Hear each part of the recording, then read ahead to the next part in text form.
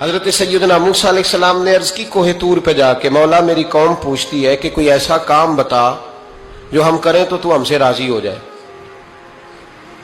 حضرت موسیٰ کی قوم کا خیال تھا کہ تہجد کا حکم آئے گا تو پڑھیں گے، صدقات کا حکم آئے گا تو دیں گے، جہاد کی بات ہوگی تو کریں گے۔ کچھ جو نیک لوگ تھے ان میں سے انہوں نے یہ پیغام دیا کہ مالک ہمیں بتائے کہ وہ کس کام پہ راضی ہوتا ہے، ہم وہ کام کریں تاکہ اللہ ہم سے راضی ہو جائے۔ حضرت موسیٰ کلیم کہتے ہیں میں نے عرض کی مولا میری قوم پوچھتی ہے کہ کون سا ایسا کام کریں کہ تو راضی ہو جائے، تو رب کریم نے ارشاد فرمایا موسیٰ کہتے میرا خیال تھا کوئی لسٹ ملے گی، لیکن مالک نے ایک جملہ کہا، ایک جملہ، اور تفسیروں کے دریا بہا دیے۔ عرش کے مالک نے فرمایا موسیٰ ان سے کہو جا کے کہ وہ مجھ سے راضی ہو جائے، میں ان سے راضی ہو جاؤں گا، مجھ سے راضی ہو جائے۔ بندے اللہ سے راضی ہی نہیں راضی ہوتے۔ امام غزالی سے کسی نے پوچھا تھا، امام غزالی سے، کہ حضور اللہ کا بندے سے راضی ہونا کمال ہے یا بندے کا اللہ سے راضی ہونا کمال ہے؟ تو امام غزالی مسکرائے، فرمانے لگے رب تو بڑا ہی مہربان ہے، وہ تو بڑی جلدی راضی ہو جاتا ہے۔ وہ تو مسجد میں آ کے توبہ کرے تو اللہ راضی، کسی یتیم کے سر پہ ہاتھ پھیرو تو اللہ راضی، وہ تو کسی اندھے کو رستہ دکھایا تو اللہ راضی ہو گیا، وہ تو طوائف نے کتے کو پانی پلایا تو اللہ۔ امام صاحب فرمانے لگے یہ بندہ ہے جو اللہ سے راضی نہیں ہوتا، جس کے پاس اولاد نہیں وہ کہتا ہے چلو ایک بیٹی مل جائے تو میں راضی ہوں، بیٹی مل گئی تو کہتا اب ایک بیٹا بھی ملے تو پھر راضی ہوں، پھر کہتا ہے یہ دونوں اچھی تعلیم حاصل کر لے تو پھر میں راضی ہوں، پھر کہتا ہے یہ بہت زیادہ پیسے کمائے تو پھر میں راضی ہوں۔ بہرحال راضی ہوتا، لیکن جو راضی ہو جاتا ہے نا، اللہ اکبر، جو اللہ سے راضی سکھی بڑا رہتا ہے، سکون میں بڑا رہتا ہے، مطمئن بڑا رہتا ہے، جو سمجھ لیتا ہے نا کہ جو میرے رب نے بہتر سمجھا وہ میرے اللہ نے مجھے۔ میں کبھی کبھی سوچتا ہوں کہ یار حضرت بلال حبشی نے کوئی عہدہ نہیں مانگا ساری زندگی، انہوں نے نہیں کہا مجھے بھی ایک صوبے کا گورنر بناؤ میری بھی خدمات ہیں، مجھے بھی وزیر خزانہ بناؤ میرا بھی کچھ بنتا ہے۔ ایک دفعہ نہیں کہا سیدنا بلال حبشی رضی اللہ تعالیٰ عنہ نے کہ میری بھی کوئی ڈیوٹی ایسی ہونی چاہیے کہ مجھے چلو سپہ سالار ہی بنا دیا جائے۔ ساری زندگی مسجد میں جھاڑو دیا تو اسی پہ راضی رہے، ساری زندگی محبوب کے مہمانوں کا لنگر پکایا تو اسی پہ راضی رہے، ساری زندگی میرے محبوب علیہ السلام کے بچوں کی نوکری کی تو اسی پہ راضی رہے، راضی بالرضا رہے۔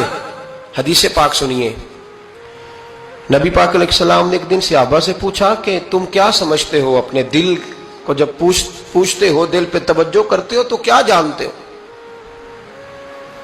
تو صحابہ کرنے لگے یا رسول اللہ جب ہم اپنے دل پہ توجہ کرتے ہیں تو ہم سمجھتے ہیں کہ اللہ نے ہمیں ایمان عطا فرمایا ہے۔ تو حضور نے فرمایا تمہارے ایمان کی دلیل کیا ہے؟ ایمان کی کوئی دلیل بھی تو ہوتی ہے نا، ہمارے زمانے میں تو کوئی دلیل نہیں، نماز نہیں پڑھتا پھر بھی میں مسلمان ہوں، روزہ نہیں رکھتا پھر بھی مسلمان، جھوٹ صبح سے شام تک، کہتا خبردار کسی نے مجھے ذرا بھی بات کی سب سے بڑا مسلمان میں ہی ہوں، بددیانتی، دھوکہ، فریب، فرار، لیکن خبردار کسی نے کوئی بات کی سب سے بڑا مفتی میں ہی ہوں۔ جرم سارے پائے جاتے ہیں، دلیل کیا ہے بھائی؟ اگر کسی دیکھیں نا، اگر درخت ہے تو دلیل یہ ہے کہ پھل بھی ہے، شاخیں بھی ہیں، لیکن تو صاحب ایمان ہے تو دلیل کیا ہے؟ تو نبی پاک صلی اللہ علیہ وسلم نے صحابہ سے پوچھا کہ تم ایماندار ہو تو دلیل دو۔ تو بڑے خوبصورت تھے میرے محبوب کے تیار کردہ لوگ، عرض کرنے لگے یا رسول اللہ ایمان کی دلیل یہ ہے کہ اگر اللہ ہمیں نعمت دیتا ہے تو ہم شکر ادا کرتے ہیں، اگر کبھی مصیبت آتی ہے تو ہم صبر کرتے ہیں، اور یا رسول اللہ ہم اپنے رب کے ہر فیصلے پر راضی ہوتے ہیں، ہم اپنے اللہ کے ہر فیصلے پر۔ اب حضور نے ریزلٹ کا اعلان کیا تو میرے محبوب فرمانے لگے پھر سنو میں گواہی دیتا ہوں واقعی اللہ نے تمہیں دولت ایمان عطا فرمائی ہوئی، پھر واقعی اللہ نے تمہیں دولت ہے، اگر تم اپنے رب پر راضی ہو، اگر تم راضی ہو اس کام پر جس پہ اللہ نے تمہیں رکھا ہوا ہے، اگر تمہیں کسی کو دیکھ کر تکلیف نہیں ہوتی، اگر تم نہ حسد میں جلتے ہو، نہ بغض میں، نہ کینے میں، نہ تکبر میں، نہ احساس کمتری کا شکار ہوتے، اگر تم راضی رہتے ہو کہ میرے مالک نے بہترین زندگی مجھے دی، پھر اس کا مطلب یہ ہے کہ تم صاحب ایمان ہو۔ ہمارے زمانے میں لوگوں کی وہ تکلیفیں، صبر نہیں ہے، سکون نہیں ہے، بے چینی سی ہے، بے قراری سی ہے، معاشرے میں ایک عجیب سی ہلچل ہے. ہر آدمی سمجھتا ہے کہ وہ سامنے والا جو شخص ہے نا وہ بڑا سکھی ہے اور میں بڑی تکلیف میں ہوں. میں رات اپنے پیر بھائیوں کو سمجھا رہا تھا.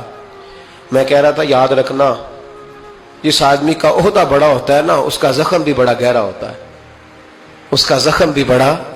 ہاں وہ کسی شاعر نے, شعر اردو کا ہے اور تھوڑا وقی تھا شاعر بھی, تو بات بھی اس کی تھوڑی وقی ہے. چلیں آپ سیانے لوگ ہیں, آپ کی سمجھ میں آ ہی جائے گی. اس نے کہا تھا کہ ہجوم غم میں بھی توہین ضبط غم نہ ہوئی. ہجوم غم میں بھی توہین ضبط غم نہ ہوئی.